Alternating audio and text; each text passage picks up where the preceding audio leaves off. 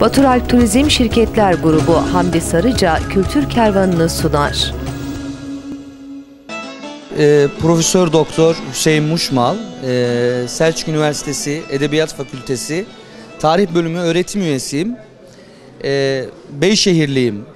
Beyşehir deyince de hemen akla Anamaslar geliyor. Tabii Anamas Dağları bugün özellikle Akdeniz bölgesi ile İç Anadolu bölgesi arasında Torosların uzantısı olan yüce dağlardan bir tanesi. Tabii Anamas deyince akla Yörükler geliyor. Yörüklersiz bir Anamas'tan bahsetmek mümkün değil. Nitekim bizim doktora dönemimizde yapmış olduğumuz çalışmalarda hem Anamas Dağı ile ilgili hem de Beyşehir Gölü ile ilgili halk arasında anlatılan pek çok hikayeye rastladık. Bunlar arasında mesela Anamas Dağı efsanesi önemli bir yer işgal ediyor. Halkın hafızasında yaşlıların dilden dile anlattığı Yörük kervanı da bu hikayelerden bir tanesi. Bunlardan birinde Beyşehir Gölü'nün buz kaplaması neticesinde ortaya çıkan bir Yörük kervanının yolculuğunu konu ediniyor. Bugün Beyşehir'de Anamas'ın eteklerinde bulunan Yenişar köylerinde bu hikayeler anlatılıyor.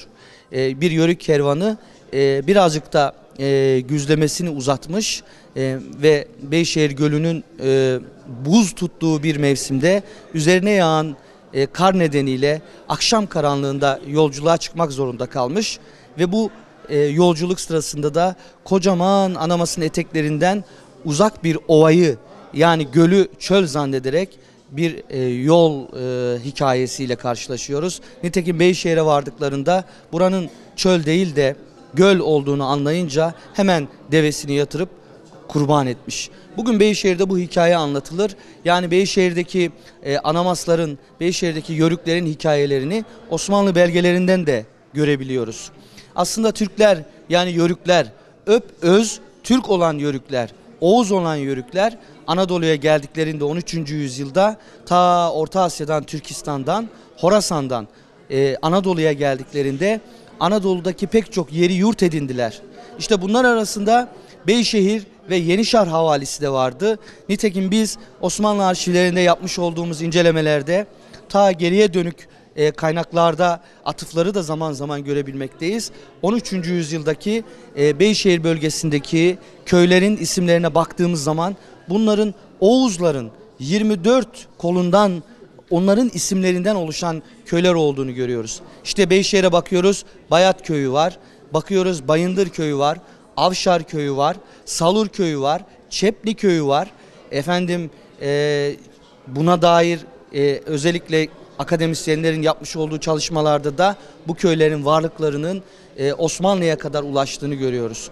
Osmanlı defterli devlet değil mi? Yani Karamanoğullarından, öncelikle Eşrefoğullarından, akabinde Karamanoğullarına geçen Beyşehir Anamas havalisi Karamanoğullarının hakimiyetinden sonra Osmanlı'ya geçmiş. Osmanlılar defterlerinde, tahrir defterlerinde, mesela 1466 Müsellem defterinde, 1500'lerdeki tahrir defterlerinde bölgedeki Yörüklerden bahsediyor. Onları görebiliyoruz. Anamas Yörüklerinden bahsediyoruz.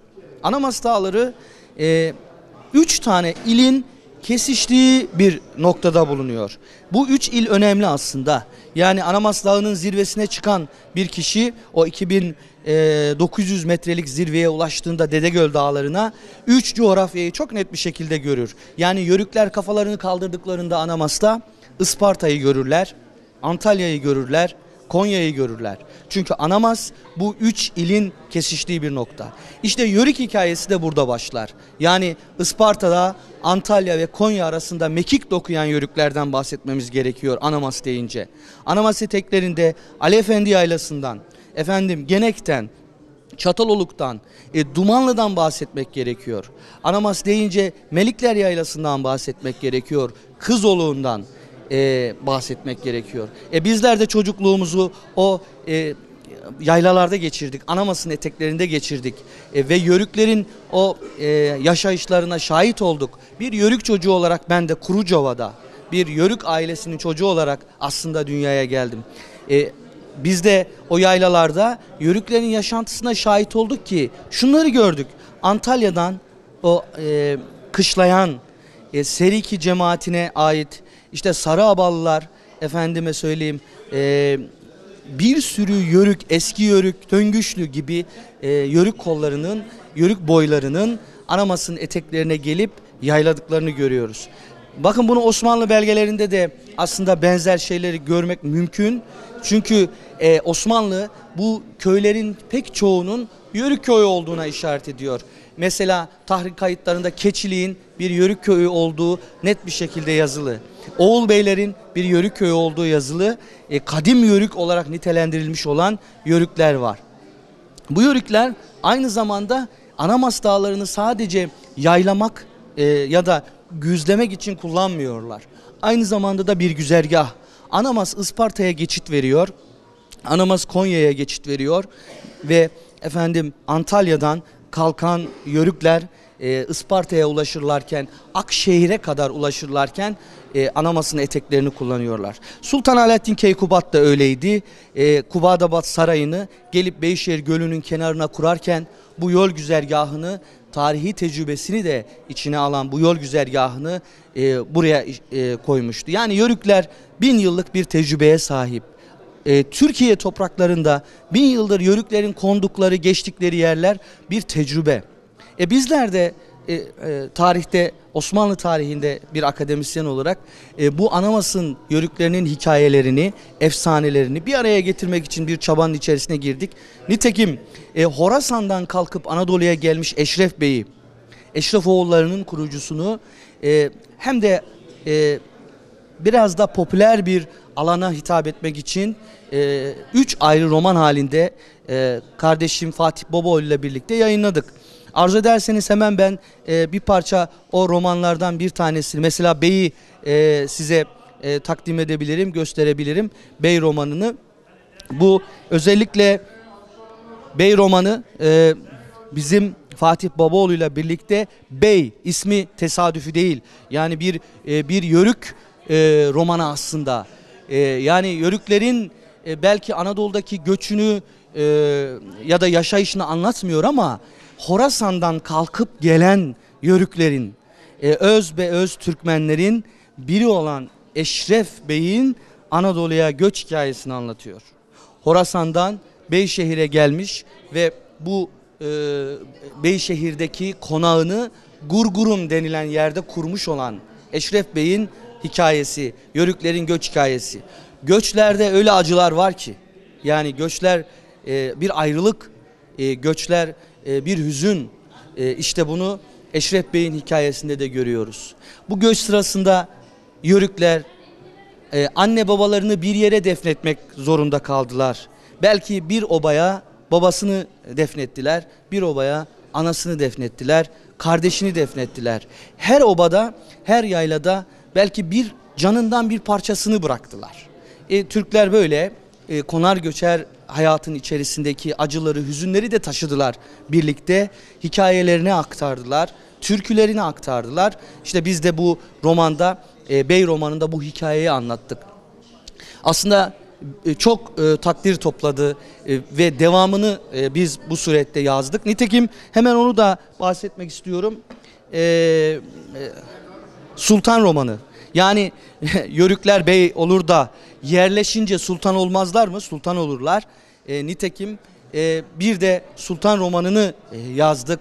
O da Horasan'dan gelmiş Türklerin Beyşehir gibi bir Türk İslam şehrini kuruş hikayesini ele aldık. Yörüklerin öyle büyük medeniyeti var ki yani onlar sadece çadır filan yapmazlar. Aslında şehirde kurarlar. Bakmayın konar göçerlerin sadece çadırlarda yaşayan insanlar olduğunu düşünmeyin. Eşrefoğlu Camii gibi bir camiyi kuran Anadolu'nun ahşap direkli en güzel eserlerinden birisi olan Eşrefoğlu Camii'nin kuruluş hikayesini de Sultan romanında anlatıyoruz. Bir de Seyit'ten bahsetmek gerekiyor. Yani Seyit deyince de Horasan erenleri akla geliyor. Seyit Harun Veli Hazretleri akla geliyor. Horasan'da bir emirken tacı tahtı bırakıp tacı tahtı bırakıp Anadolu'ya yolculuğa çıkmış ve Küpe Dağı'nın eteğinde yine yaylaları bulunan Yörüklerin biliyorsunuz Küpe Dağı önemli güzergahlarından, istikametlerinden birisidir. Seydi şehri kurmuş. Bugün Seydi şehrin adı Seyit şehri ise bunda Seyyid Harun Veli Hazretlerinin koyduğu ilk harçın çok büyük önemi var. Bugün Beyşehir'in adı Beyşehri ise Eşrefoğlu Bey'inin, yani Yörük Bey'inin, Türkmen Bey'inin burada çok ciddi önemi var. Onun için sevgili dostlar, bölgede, Anadolu'da pek çok yerde Yörüklerin izleri var, mühürleri var, damgaları var mezar taşlarında. Şehirlerde de izleri var. İşte bu iki şehir, Beyşehir ve Seydişehir, Horasan'dan gelmiş Türklerin, Horasan'dan gelmiş Türkmenlerin, Yörüklerin kurdukları iki şehir olarak karşımıza çıkıyor. Bu da işte bu üç romanda da biz bunları bahsettik.